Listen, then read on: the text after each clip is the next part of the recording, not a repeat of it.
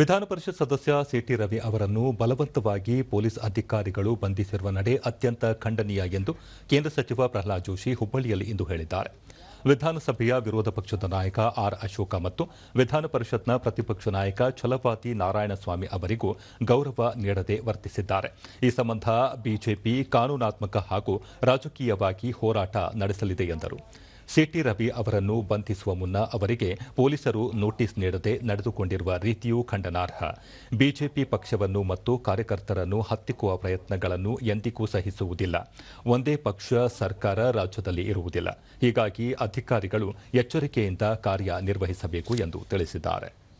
FIR ಮಾಡ್ತಾರೆ, notice ಕೊಡುವುದಿಲ್ಲ, ವಿಧಾನಸೌಧದ ಹೋಗಿ ನುಗ್ಗಿ ಅವರನ್ನ ಎತ್ಕೊಂಡು ಹೋಗಿ ಅರೆಸ್ಟ್ ಮಾಡ್ತಾರೆ. ಇನ್ನು ತನಕ ಎಫ್ಐಆರ್ ಮಾಡಿಲ್ಲ. ನಮ್ಮ ವಿರೋಧ ಪಕ್ಷದ ನಾಯಕ, ಕಾನ್ಸ್ಟಿಟ್ಯೂಷನಲ್ ಮಾನ್ಯತೆ ಅದ ವಿರೋಧ ಪಕ್ಷದ ನಾಯಕ, 10% ಜಾಸ್ತಿ ಸೀಟ್ ಬಂದರೆ ವಿರೋಧ ಪಕ್ಷದ ನಾಯಕ ಒಂದು ಕಾನ್ಸ್ಟಿಟ್ಯೂಷನಲ್ ಮಾನ್ಯತೆ. ಆ ಪೊಲೀಸ್ ಕಮಿಷನರ್ ಬಂದು ಮಾತಾಡೋದಲ್ಲ ಅಶೋಕ್ ಅವರಿಗೆ, ಛಲವಾದಿ ನಾರಾಯಣ ಸ್ವಾಮಿ ಅವರಿಗೆ. ಯಾಕೆ ಛಲವಾದಿ ನಾರಾಯಣ ಸ್ವಾಮಿ ಒಬ್ಬರ ಹರಿಜನರು ಅಂತ ತಿಳ್ಕೊಂಡು ತಿರಸ್ಕಾರ ಮಾಡಿದ್ರೆ ಏನ್ ನಿಮ್ಗೆ ವಿಚಾರ?